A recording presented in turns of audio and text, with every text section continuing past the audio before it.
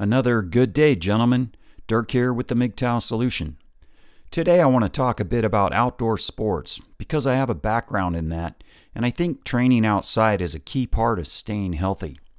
Since I work in the field of health and fitness, I did a couple of videos on that topic right out the gate, and this one will be kind of an extension on that. The way I see it, men have a much better chance of maintaining their health when they go their own way, because nobody else is controlling their lives or constantly driving up their stress levels. And right now, the weather's getting nicer and the days are getting longer, so it's a good time to think about outdoor activities. Everyone has different backgrounds and interests, not to mention different health histories and ability to participate in physical training, and I'm not here to prescribe exercise programs. If you have any doubts about your health, I'd advise you to get medical clearance before starting any kind of physical activity, and proceed at your own risk. What I am here to talk about is the benefits of spending time being in motion outside. There's a huge spectrum for that, everything from gardening to skydiving, and it's all beneficial. I've mentioned before that in my case, if I don't get regular cardio and at least a little adrenaline, I don't do as well as when I do. So I make it happen. Physical training and adrenaline go together well, and the fact is that working out can be a blast. People have this mistaken belief that getting some exercise means staring at a TV on an elliptical or treadmill, but I don't look at it like that. Just speaking for me, but those things are a last resort, and there are much better options. I'd rather do my running outside, preferably on a trail. Same for riding bikes. That way, I not only get the workout done, but I also get some time in the natural environment, which I've always instinctively known was a good thing. There's some research to back that up now, but I don't need to see any peer-reviewed research from eggheads to know that running through a forest is good for me. There have been times when I lived in industrial environments for months on end, and all I wanted to do was go sit on a rock on a hilltop and stare at the scenery. Plus, I grew up in the city in Southern California, and I can tell you, there's a reason people gravitate towards the beach there, and it's not just the bikinis. Yeah, that's maybe part of it, but I think the real reason is that we're simply not adapted to the concrete jungle. On a beach, you're probably barefoot, you can hear the surf, smell the ocean, and there are seagulls and pelicans everywhere. And lo and behold, everyone is happy to be there. People report being extremely relaxed after a day at the beach, even if all they did was lay there. If you went for a run, did some surfing or swimming, or threw a frisbee around, then you also got a workout in, probably without even realizing it. In fact, surfers are a good example of how outdoor sports can be excellent for your health, even if those activities aren't really considered working out. Surfers don't paddle out to exercise, they paddle out to ride waves. It just so happens that the act of paddling through the surf zone is physically demanding, sometimes extremely demanding. So generally speaking, surfers are in pretty good shape, even if all they do is surf. If they supplement their time on the water with some land-based training, that's even better. Most people don't realize it, but professional big wave surfers are some of the fittest athletes on the planet. If you don't believe me, just look up Laird Hamilton. Of course, most of us don't live near a beach, but that's why we have trails and parks and lakes and hills. You just have to adapt your activities to whatever's available to you. Some places are famous for mountain biking, others for waterfall hikes, others for scenic desert vistas. And I get it that some places don't have much to offer at all, but you can always find something. You may have to seek out the cool places, but to me, a little road trip is worth it.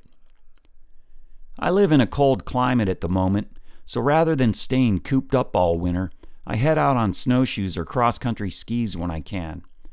And the thing to keep in mind about the cold is that there's no such thing as bad weather, just bad clothing choices. In the summer, I shift to more running and biking, but I've also had to change things up as I moved around and adapt to new environments. As a result, I haven't been rock climbing in years, but I've been able to pursue other things. The thing that's consistent, though, is that I get the cardio done, I get at least a little adrenaline, and I get some time in nature. Those are all important to me, so I make them a high priority. If you want to know what the most underrated exercise on the planet is, it's walking. And that's something almost everyone can do. If you think it's too easy, I'd say you probably need to find a harder trail.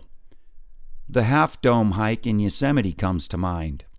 That's probably the world's finest day hike, and it'll kick your ass if you're unprepared.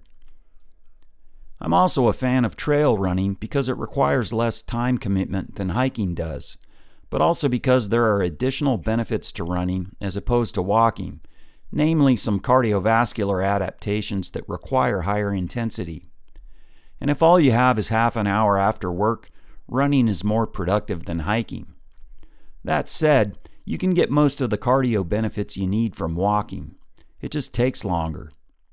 If you've never ridden a mountain bike through a forest, then you're missing out. It's basically like being a kid again. Unless, of course, you were one of those kids that never actually rode bikes, something that's become disturbingly common. And you don't have to live in Moab, Utah or something to get into it. I managed to find some great trails in Florida, of all places, where the max altitude in the state is like 74 feet. And you don't need to spend a fortune on a bike either. I've ridden with guys on $100 Walmart bikes, and they were fine. Plus, they always had a convenient excuse when they couldn't keep up. Then again, some of those guys had more excuses than a knocked-up nun, but sucking wind because you're on a heavy bike is a good one. Swimming has always been kind of a big thing for me. I wasn't a competitive swimmer, but I did a lot of body surfing growing up, and eventually got into triathlon. If it's convenient for you, swimming may be a good option. The thing about swimming is you can go balls to the wall hard and basically beat the shit out of yourself in a workout, but when you're done, you'll actually feel better than when you started.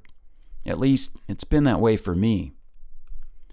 Like most swimmers, I've done most of my training in pools, but I always prefer open water where there's no chlorine, no flip turns, and no crowds. Plus, it's a chance to practice navigation, and in some spots you can see marine life if the water's clear. Those open water swims with friends are always a great time. If you're in snow country and not getting out into the backcountry, I'd have to ask, why not? 'Cause it's cold out? As I've said before, the key to staying in shape in the winter is to not be a pussy. Snowshoeing is a no-brainer, and snowshoes are cheap. Personally, I prefer cross-country skiing because to me it's more fun, and you can cover a lot more ground. There's also a higher skill component to it, and there are benefits to developing those skills, like sharpened reflexes and better balance. But either way, getting outside in the winter not only helps a guy to stay in shape, but also staves off seasonal affective disorder, and it helps to just get some fresh air and maybe a little natural daylight. It really isn't healthy to stay inside buildings 24/7, even for a few months. Plus, winter landscapes are gorgeous, and it gives you a whole new perspective on a place when you see it covered in snow and ice. As the seasons change, so do the opportunities outside. Where you live will obviously have an impact on summer activities. For example, summer is not the ideal running season in Florida, so you won't find any 5Ks happening in August. In fact, Florida gets hotter than two rats fucking in a wool sock, so when I was there, I made summer my off-season for running and spent more time in the gym and on the bike, plus swimming and stand-up paddling. If you're fortunate enough to live near a body of water, whether it's the ocean, lakes, or rivers, then I definitely recommend some kind of paddle sport, namely kayaking or stand-up paddling. I've done a lot of both, but prefer stand-up for a few reasons. 1, it's a better whole-body workout. 2, you have to sit down in a kayak, and people already sit on their asses way too much. And 3, it requires balance, which is actually a psychomotor skill that can deteriorate if it's never challenged. On the flip side, Kayaks are generally cheaper, and it's easier to get into because there's very little skill required for the basics. Canoes are great too. The main thing is to get out there and have some fun while you're training.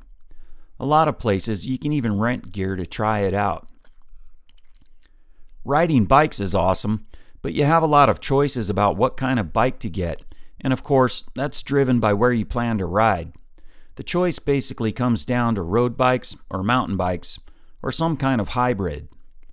I prefer mountain biking any day, because the riding's more technical, you're usually in a forest or something, and you don't have to deal with traffic. The majority of major cycling injuries happen on the road, where you have a bike versus car scenario, and the bike always loses. But I like road riding too, partly because it's generally faster. And of course, if you live in the cornfields of Nebraska or something, road bikes may be your only choice. Again, you just have to adapt. I'm not going to get too much into hunting and fishing because I don't know much about those things. I've done a little fishing, but never really got good at it. I may try it again in the future when I have more time. And I think it would help me develop more patience, which is something I could definitely use more of. I do know that people get into those sports in part because they enjoy being outside, and because we still have instincts to actually find our own food. From an evolutionary standpoint, we're still adapted to be hunter-gatherers, not couch potatoes eating fast food. And of course, you can end up doing a lot of hiking or paddling in those sports, which is just another case where you're getting some physical benefit from the activity without actually, quote, exercising. And of course, there's always the opportunity to get into adventure sports like mountaineering, whitewater rafting, kiteboarding, or crazy shit like base jumping or ice climbing. Try that when you're married. The thing all of that stuff has in common is that it requires a certain amount of fitness, or you don't get to play. And if you do play, without that fitness, it ain't going to be fun. In some cases, it could actually get you killed. Happens every year when unprepared people decide to climb mountains. So having a base level of functional fitness opens all kinds of doors, and you can take it as far as you want. Or just keep it simple and do a little hiking. Either way, you'll get both physical benefits and psychological benefits from simply spending time outside and being in motion. And here's something else to think about. Enduring a little environmental stress has been found to be beneficial to your health. I'm not talking about getting frostbite or heat stroke here, but we weren't designed to exist in a perfectly climate-controlled, comfortable 72-degree environment at all times. Getting a little cold or hot, it turns out, actually makes us more resilient, both physically and psychologically. And that happens naturally pretty much every time you step outside. But Dirk, you may protest, all that shit you're talking about costs money. Well, walking down a trail doesn't. Neither does running. As for the other stuff, once you have the gear, it's free. Kayaks and bikes will last well over a decade, and you can get into those for a couple $100 in the used market. In other words, it costs about the same as dating a woman for a month, and then you're set up for years of having fun outside. Plus, unlike a woman, it doesn't keep costing you money. Much better investment. This all ties in with living as a free man. Your most valuable resources are your time, your money, and your health. When you're not spending all your hard-earned money on women, or spending all your time catering to their needs, you can apply your resources to maintaining and improving your health and doing the things you enjoy. There's that old joke that goes, "My wife said it's either her or the fishing boat. I'm gonna miss her." But we all know that most guys are full of shit when they make that joke. So they stop fishing because happy wife, happy life. Fuck that, gentlemen. We're not in that boat, so to speak. And this is exactly where I would counter any argument that MGTOW isn't a healthy way to live. Whether MGTOW is healthy or not depends entirely on what the individual man does with his life while going his own way. The opportunity is there, And I've heard from plenty of men that by having more time for the gym and for pursuing outdoor sports, they've achieved far better health and fitness than they ever did before. They're also having a hell of a lot more fun. I've only touched on a small handful of things here, but the same idea applies whether you're talking about golf, skateboarding, or whatever it is you're into. Getting out of the drywall box and unplugging from the network for a while pays huge dividends. And by the way, anytime you're running around outside doing any of this stuff, there's going to be at least some cardiovascular component to it. And that's one of the most proven stress reducers of all. I know I'm not the only guy who has to deal with stress, or depression, or whatever. And when you combine that aerobic effect with being in the natural environment, you have a pretty potent method for dealing with those kinds of things.